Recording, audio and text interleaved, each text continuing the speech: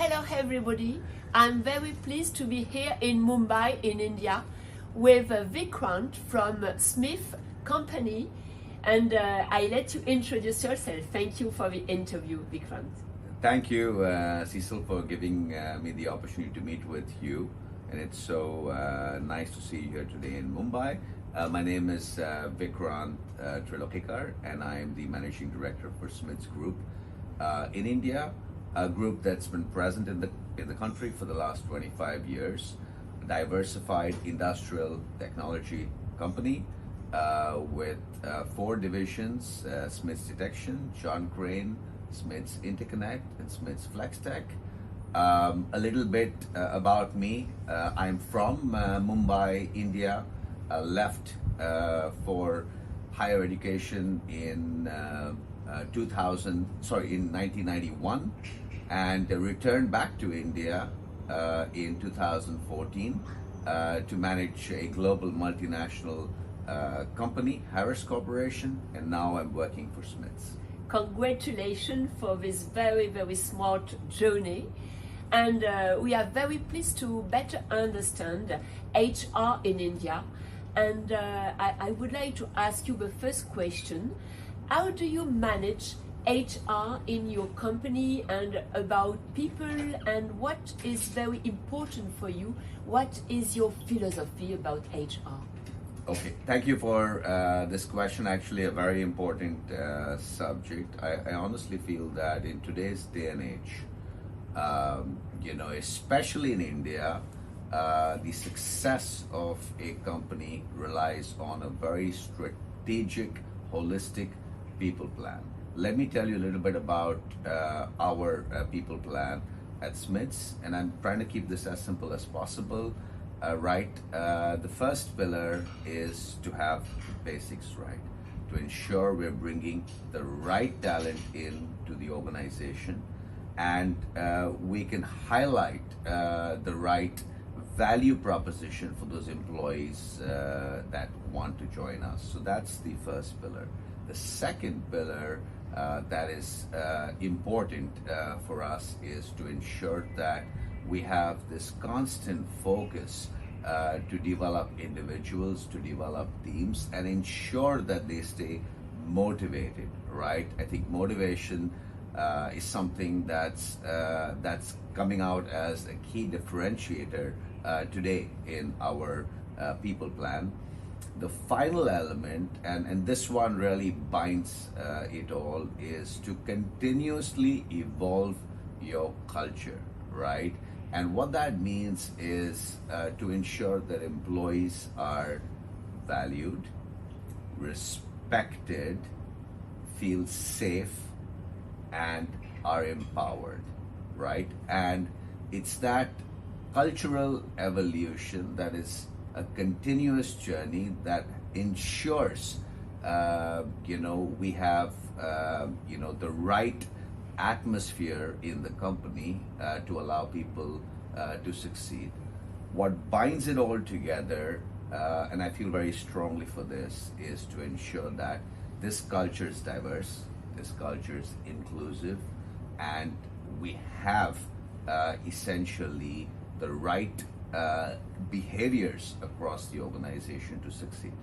Thank you so much for sharing, and it's very interesting to see that the first pillar is basic, the second pillar is motivation, and the third pillar is how to have a continuous learning to implement this culture.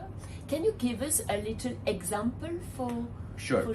So, in order for me to explain the example, I will start with 5 years ago at Smiths. We had 450 employees. All of our divisions were in India. India represents a fast-growing market for us, strategic market. Over the last 5 years, we've tripled our workforce, right? We've hired a lot of technical folks, right? 45% of our team strength comprises of engineers in the company, right? What was particularly important to ensure that this journey of growth is successful is to make sure that we have the right learning and development opportunities for these employees. At Smiths in India, we have three fundamental levels of learning. I start with the first program that we developed, in country, which is called V-Shine. This program helps assimilate, campus hires with the corporate journey. We have a platform where we bring people together to be able to learn about the company, learn from each other, start building that network of collaboration across our divisions in India. The second program that we have developed and deployed is a program we called iRise. This program targets managers, whether it be entry-level managers or mid-managers, to be able to ensure that they have the right skills, the right coaching, to be able to go back and develop their teams, mentor their teams, ensure that their teams are working on the right goals and objectives. The third program is a program that we call the ROCK program, which focuses on high potential future leaders of the company. In this program, we ensure that we pick a cross-functional team that has a short-term assignment where we pick a hard problem or a complex situation where we are looking for a solution, looking for a recommendation. This allows the team to work together across boundaries, leverage each other's knowledge and skills, and ensure they get visibility with our senior management. It is these three programs that have actually helped us develop 20% of our workforce every year. So 20% of our workforce every year goes through some kind of development and training program. Wow, incredible. 3 pillar 2, one for everybody to shine, one for manager to explain new methodology, new tools, and one for high potential to be visible to the leadership. And focusing on India. We are here in Mumbai, and it's very interesting to better understand how the new generation in India can have a purpose or have a dream, how they behave in their jobs. So what I see here today, not just because I'm Indian, but because I have been working in India for the last decade, is there needs to be a sense of purpose. There needs to be a very, very clear path to allowing people to pursue their dreams, right? So purpose, giving teams and team members an opportunity to pursue their dreams, and allowing people to understand that we are a transparent organization. There are no layers in the organization. We welcome new ideas. We welcome new ways of working, and it's that culture of accepting that today's processes may not be tomorrow's processes.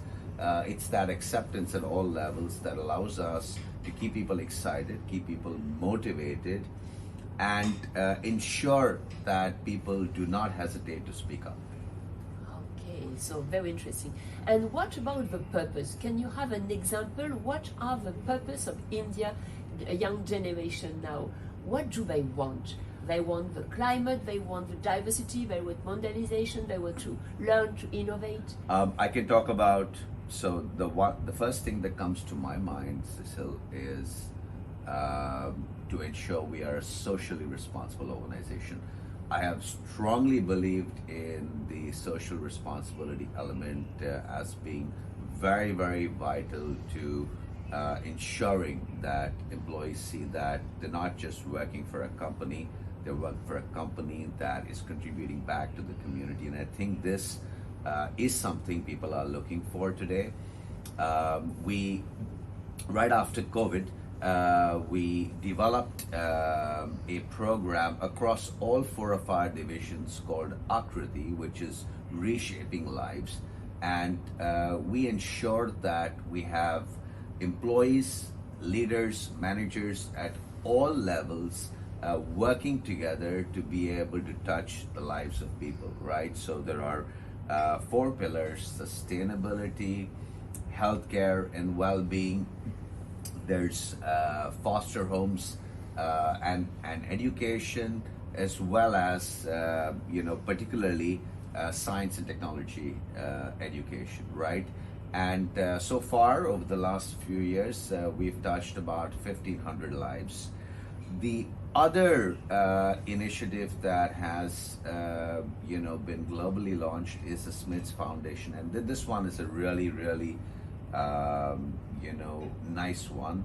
Any employee, right, at any level is empowered to bring a proposal or idea to the Smiths Foundation, and the Smiths Foundation evaluates these ideas and then makes a decision on funding the particular purpose, right? I'm very proud to say that recently we have an approved project in India with an NGO to support underserved community, about 250 students with STEM education. So we'll be setting up a lab where you've got these children now that can have a learning and development playground to be able to develop and grow. So for me, it's a social responsibility. Yeah, congratulations, because it's a human and social responsibility.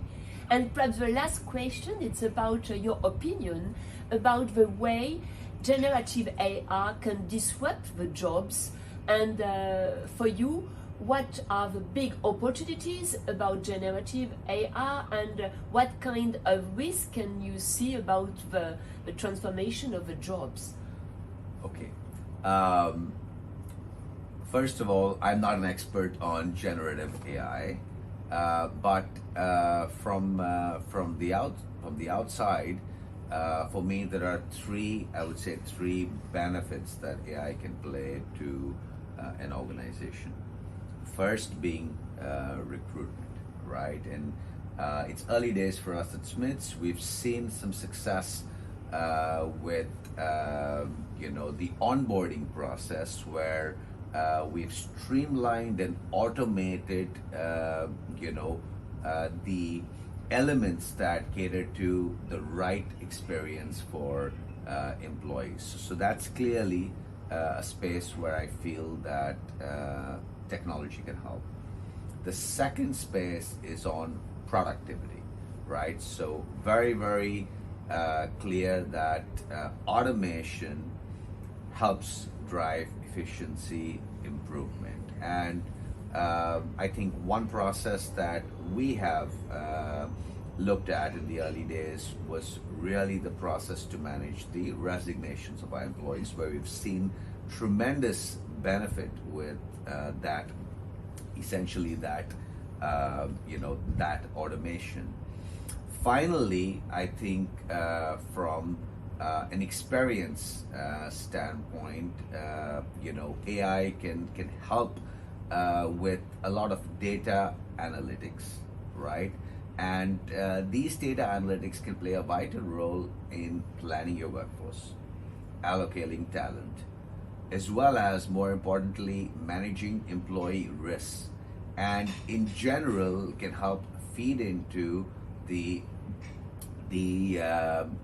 development, management, and change of HR processes and procedures. Finally, I think from what we see today in the social media world, the ability to customize experience. So I think that would be my final thought, and that's something that comes to my mind from day-to-day life, right? It's that customization of experience that could be an area where AI can play a vital role. thank you so much for sharing all your insight, and thank you for all this great experience in the Smith Company. So to sum up, perhaps 3 ideas. First one is, here in India, people are the first objective of a company, and it's very important to have a very strong HR strategy. And this HR strategy, it's about the self-care, Yep. how to manage yourself. And you have a very nice motto. During the conversation, you speak about I am Me. and it's very nice because perhaps you can explain. Yeah, sure. Yeah. So this is something that I've always believed in personally. Your personal philosophy. Right, something that I call I am me. I stands for you as an individual are responsible for your own destiny. So take charge of your life, and that's something that I've felt very strongly for from the early days. The second philosophy is to ensure that, and this goes back to the building the basics, is to ensure that you have the right mindset and you have the right attitude, right? So it's attitude and mindset today that differentiates, employee A from employee B, right? And this is something that I particularly look for when I interview people. I look for attitude, mindset. And finally, and I think this one is, sometimes not so talked about, right? It's really about me, which is, me as an individual. I'm vulnerable, I'm human, and I've always believed in authenticity and ensuring that I am myself wherever I am, right? Whether it is at home, whether it is at work, having that authenticity. It's okay if you're stressed out. It's okay if you have things going on in your life, right? Don't be shy. And that's something that sort of helped me throughout my career. Yeah, thank you. So it is the self-care position, and after that you have the team care. And here what you express is very important to have very good learning program for managers, for talented people, high potential, and for everyone, with network, with peer experience, and so on. And after that, the third point is the planet care. The planet and the social planet care. It's how to be concerned by CSR, and with your foundation, Smith Foundation, is very interesting to see that everybody, and even the young generation, can contribute to the road to make the road better. Thank you very much for sharing. Thank you, Cecil. Thank you very much. Bye-bye. Bye-bye.